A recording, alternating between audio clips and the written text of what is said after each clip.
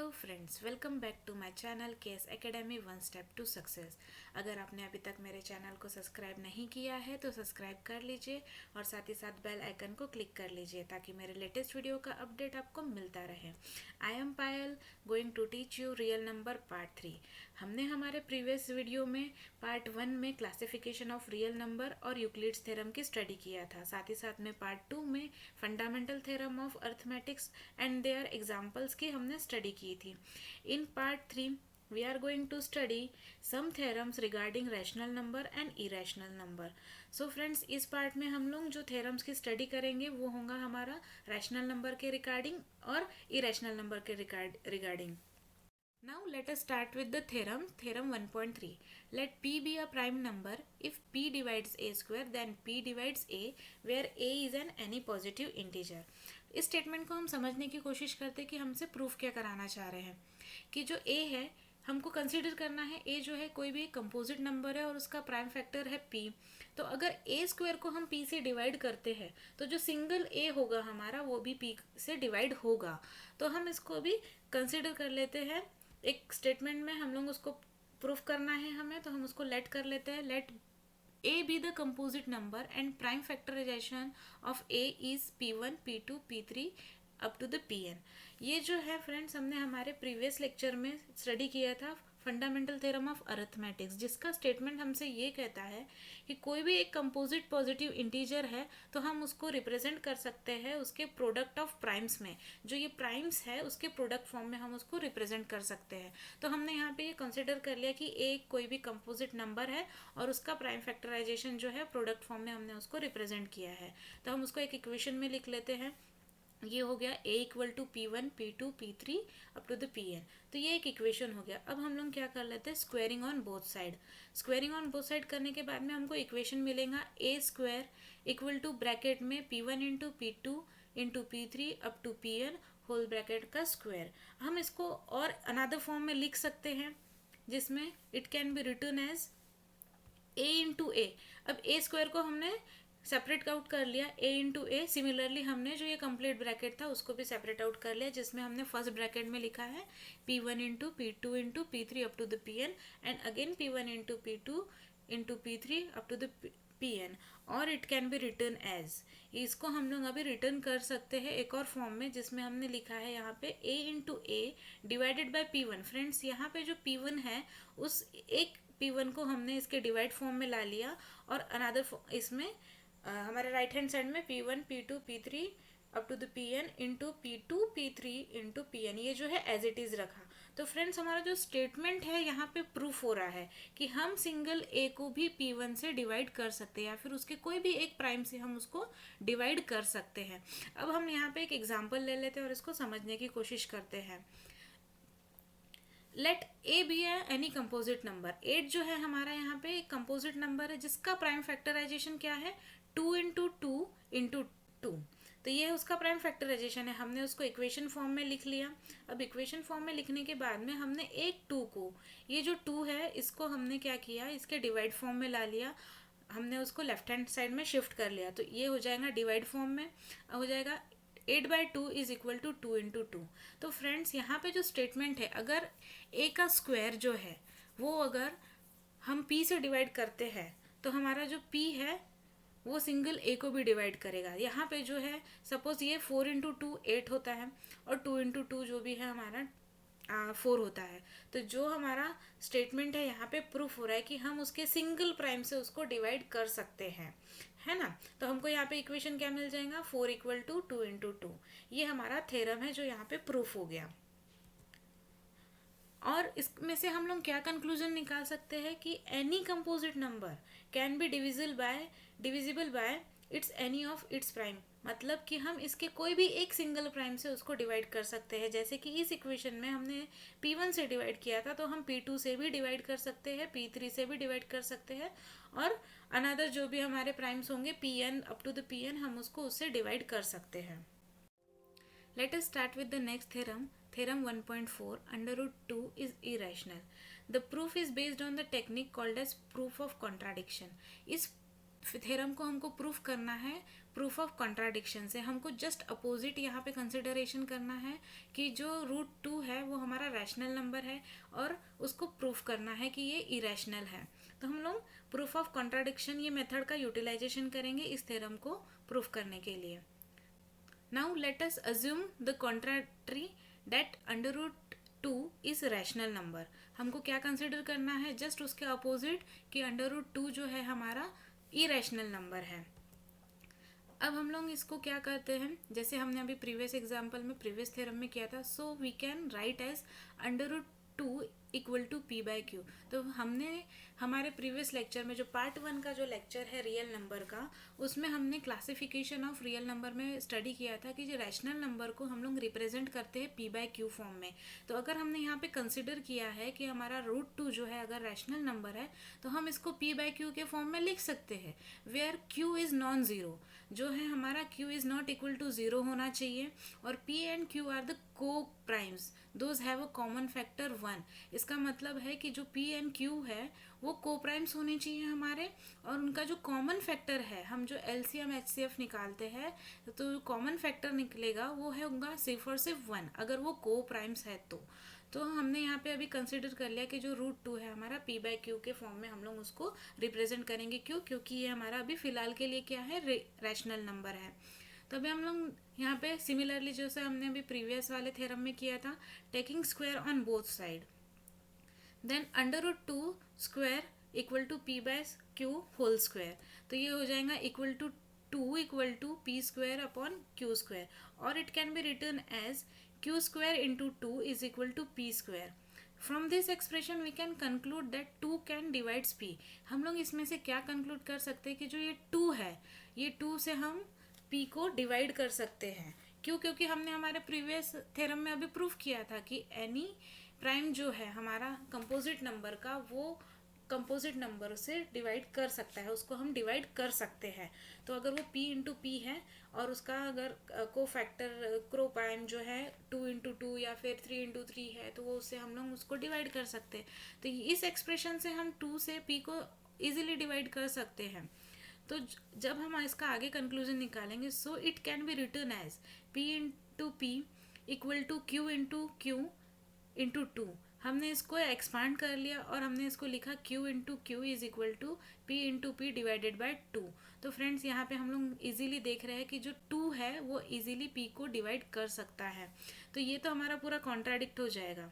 क्यों? क्योंकि कैसे होगा, it means p and q both have a common factor 2।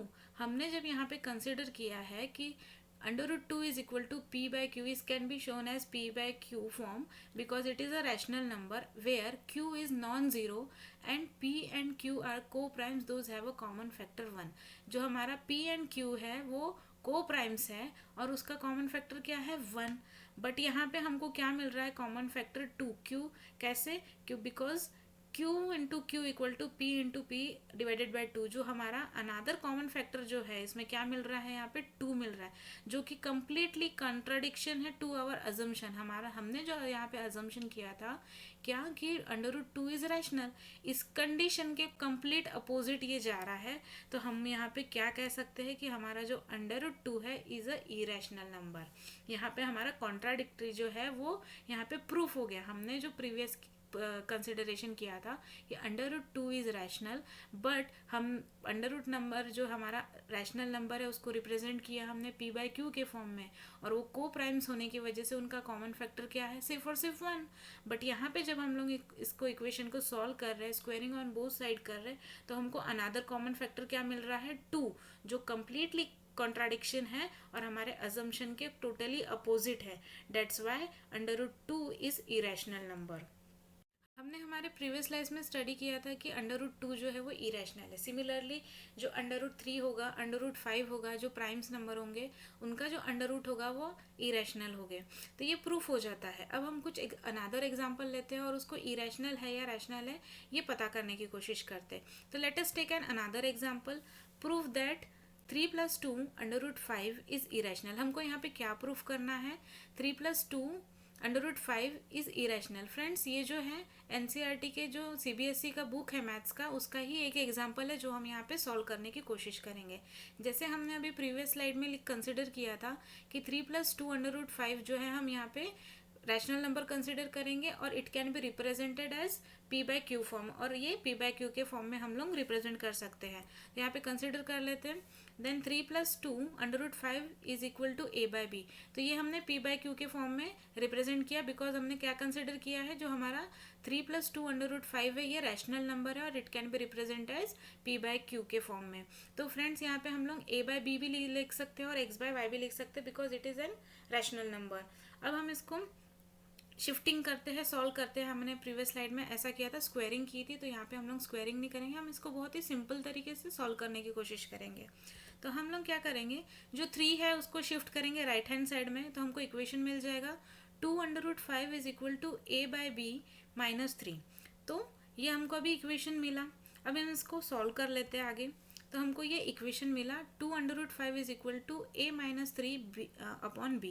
तो ये जो हमको इक्वेशन मिला और इसमें जो हमको कॉन्ट्राडिक्टिव फाइंड हो रहा है, हमको आगे कुछ ज़्यादा करने की कोशिश नहीं करनी है। हमको सिंपली इस इक्वेशन से हमको क्या पता चल रहा है कि हमारा जो a-3/b है ये रैशनल नंबर है, बट जो हमारा √5 है, ये √5 जो है ये रैशनल है।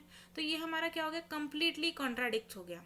जो हमारा फैक्ट है, कॉन्ट्राडिक्ट ऑफ फैक्ट, जो हर इरेशनल नंबर का जो √5 है ये हमारा इरेशनल है, और हमको उसमें हमको इक्वल टू में क्या मिल रहा है, a-3/b जो है वो रैशनल फॉर्म में मिल रहा है। ये पूरा हमारा टोटली कॉन्ट्राडिक्ट होने की वजह से हम इसमें जो हमारी ये होल टर्म है वो क्या हो जाएगी, इरेशनल हो जाएगी। तो ये दोनों भी अनइक्वल होने की वजह से हमको हमारी जो टर्म है यहाँ पे प्रूफ हो जाता है कि 3+2 √5 जो है हमारा यहाँ पे इरेशनल है। Now let us study the next theorem. Next theorem is 1.5. Let x be the rational number whose decimal expansion terminates. यहाँ पे हमको क्या प्रूफ करना है कि कोई एक एनी x नंबर है जो रैशनल नंबर है, उसका जो डेसिमल एक्सपेंशन है वो क्या हो जाता है, टर्मिनेट हो जाता है। और x can be expressed in the form of p/q। x जो है हम p/q के फॉर्म में एक्सप्रेस कर सकते हैं। और हमारा p एंड q जो है वो को प्राइम है, और को प्राइम है इट मीन्स कि उसका जो कॉमन फैक्टर क्या आएगा, 1 आएगा। And prime factorization of q is in the form of 2n into 5m। Friends अगर यहाँ पे जो q का जो हमारा p/q है उसमें से जो q का फैक्टराइजेशन जो है, प्राइम फैक्टराइजेशन 2n और इंटू 5m के फॉर्म में अगर होगा, तो उसका डेसिमल एक्सपेंशन जो है वो टर्मिनेट हो जाएगा। उस टर्म का, इस x का डेसिमल एग्जाम्पल जो है वो क्या हो जाएगा, टर्मिनेट हो जाएगा। अब हम लोग इस स्टेटमेंट को समझने के लिए, जो प्रूफ है इसको समझने के लिए हम डायरेक्टली एक एग्जांपल लेते हैं और इसको समझने की कोशिश करते हैं कि ये कहना क्या चाह रहे हैं। तो हमने एक एग्जांपल ले लेते हैं। एग्जांपल लिया है 26 इंटू 250 इज इक्वल टू, इसका डायरेक्टली हमने यहाँ पे प्राइम फैक्टराइजेशन निकाल लिया है p का भी और q का भी, जो हमने p/q के फॉर्म में है। 26 जो है हमारा p है और 250 जो है हमारा q है। हमने इसमें डायरेक्टली उसका प्राइम फैक्टराइजेशन निकाल लिया। तो 26 का प्राइम फैक्टराइजेशन है 2 इंटू 13। सिमिलरली 250 का प्राइम फैक्टराइजेशन है 2 इंटू 5 इंटू 5 इंटू 5।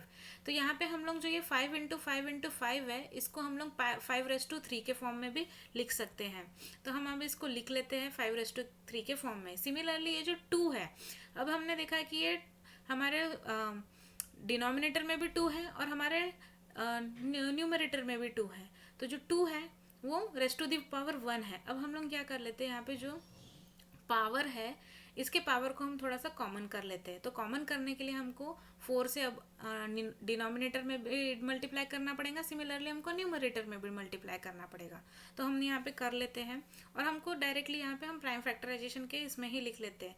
तो 2 इंटू 2 हमने न्यूमरेटर में लिखा, सिमिलरली हमने उसको डिनोमिनेटर में लिखा, डायरेक्टली यहाँ पे पुट किया है 2⁻³ इंटू 5⁻³। अब ये जो हमारा पावर है 3, इसको हम कॉमन निकाल लेते हैं और इसको हम लिखने की कोशिश करते हैं और डायरेक्टली 2 इंटू 2 इंटू 2 इंटू 13 की वैल्यू यहाँ पे लिख लेते हैं 375 डिवाइडेड बाय 2 इंटू 5⁻3। ये जो है r⁻3। अब 2 इंटू 5 जो है हमारा 10 हो जाएगा, देन 10⁻3। अब हम 10⁻3 को लिख सकते हैं 375 डिवाइडेड बाय 1000। तो ये जो फॉर्म है ये फॉर्म है हमारा 2 × 5⁻³ जिसको हम ये भी कह सकते हैं कि ये हमको कौन से फॉर्म में मिल रहा है, जो क्यू है, क्यू का फैक्टराइजेशन हमको कौन से फॉर्म में मिल रहा है, 2n × 5m के फॉर्म में मिल रहा है, जिसका हमको प्राइम फैक्टराइजेशन जो है हमको क्या मिल रहा है, 2n × 5m के फॉर्म में। तो फ्रेंड्स यहाँ पे जो हमको ये वैल्यू मिली है, ये वैल्यू को जब हम लोग डिवाइड करेंगे तो हमको आंसर क्या मिलेगा, 0.375, जो टर्मिनेट हो गया, आगे इसका डिवीजन नहीं होगा, तो हमको आंसर क्या मिला, 0.375। आगे हमको और कुछ नहीं मिल रहा। यहाँ पे जो हमको हमारा इनिशियल फॉर्म था, p/q का जो फॉर्म था 26/250, वो हमको किस में मिला, जो डेसिमल एक्सपेंशन में मिला, वो टर्मिनेट हो गया 5 के बाद में, उसके बाद हमको कोई दूसरी वैल्यू नहीं मिल रही, that's why it's called as rational number. Next हम लोग अभी एक और थ्योरम ले लेते हैं, last theorem 1.6, let x is equal to p/q be a rational number. Similarly जैसे अभी प्रीवियस देखा था कि x जो है हमारा रैशनल नंबर है और it can be represent as p/q form, वो ऑलरेडी p/q फॉर्म में है, such that the prime factorization of q is not in the form of, इसके प्रीवियस इसमें क्या था, वो 2n × 5m के फॉर्म में था। अब क्या होगा, ये 2n और 5m के फॉर्म में नहीं होगा, where n and m are non negative integers, ये हमारे पॉजिटिव इंटीजर्स होंगे, नॉन नेगेटिव नहीं होंगे। Then x has a decimal expansion which terminates, फिर भी हमारा क्या होगा, जो x है वो उसका डेसिमल एक्सपेंशन क्या होगा, टर्मिनेट हो जाएगा और रिपीटेड फॉर्म में आएगा और नॉन रिकरिंग रहेगा, और वो क्या कहलाएगा, x हमारा रैशनल नंबर कहलाएगा। तो वो हम लोग अभी एग्जाम्पल के थ्रू समझने की कोशिश करते कि ये जो स्टेटमेंट है कि late x equal to p/q, ये it can be represent as an p/q, और ये हमारा रैशनल नंबर है, बट इसका जो डेसिमल एक्सपेंशन है वो किस में है, टर्मिनेट हो रहा है, बट वो कौन से फॉर्म में नहीं है, जो q है वो 2n × 5m के फॉर्म में नहीं है। तो हम लोग अभी इसको एक एग्जाम्पल लेके समझने की कोशिश करते हैं। एग्जाम्पल हमने ले लिया 2/7, ये जो हो गया हमारा x इक्वल टू 2/7 जो हमारा p/q के फॉर्म में है। तो फ्रेंड्स ये जो 7 है ये हमारा 2 × 5 के फॉर्म में है ही नहीं, बिकॉज अगर 2 × 5 के फॉर्म में होता तो 2 × 5 वो हमारा 10 होता, इफ अगर 2 होता और 5 होता तो 2 × 2 4, 5 × 5 25 एंड 4 × 25 100। तो इस तरीके से हमको जो 100 10 यूनिट वाली जो हमको वैल्यू मिल रही है, 10 100 1000 10,000, ये वैल्यू यहाँ पे नहीं है, ये डायरेक्टली क्या है 7। तो अब हम लोग इसको समझने की कोशिश करते हैं कि भाई इसको सॉल्व कैसे करें। तो हम लोग क्या करेंगे, डायरेक्टली डिवाइड करेंगे, डिवाइड करके देखेंगे कि भाई ये किस तरीके से इसका जो डेसिमल एक्सपेंशन है वो टर्मिनेट हो जाता है। तो 7 लिया हमने, उसको डिवाइड फॉर्म में लिखा, देन अब ये 2 जो है हमारा स्मॉलर नंबर है, तो हम लोग क्या करेंगे, 0.0 जो हमने हमारे प्रीवियस स्कूलिंग में पढ़ी हुई है कि यहाँ पे 0.0 लेंगे एंड देन यहाँ पे एक 0 20 हो गया, देन 7 2 ज़ा 14, देन हमने माइनस करने के बाद हमको क्या मिला 6। अब 6 जो है अगेन स्मॉलर नंबर है तो हम अगेन यहाँ पे 0 लिख लेंगे, देन अगेन इसको डिवाइड करेंगे, 7 8 ज़ा 56, it will gives 4, then again ये स्मॉल नंबर है, then again put it 0, then 5 ज़ा 35, अगेन स्मॉल नंबर है, then again put it 0, then 7 ज़ा 49, इट विल गिव्स 1। हम यहाँ पे डायरेक्टली 0 पुट कर रहे हैं, 1 मिला हमको यहाँ पे 0, यहाँ पे जगह नहीं है तो हम लोग यहाँ शिफ्ट कर लेते हैं 10 और 7 1 ज़ा 7। अब यहाँ पे हमको मिल गया 3, हमने यहाँ पे डायरेक्टली पुट किया 0 बिकॉज ऑलरेडी यहाँ पे 0 पॉइंट लिखा हुआ है, तो डायरेक्टली यहाँ पे 0 पुट किया और हमने 4 ज़ा 28, तो यहाँ पे हमको मिल गया 2।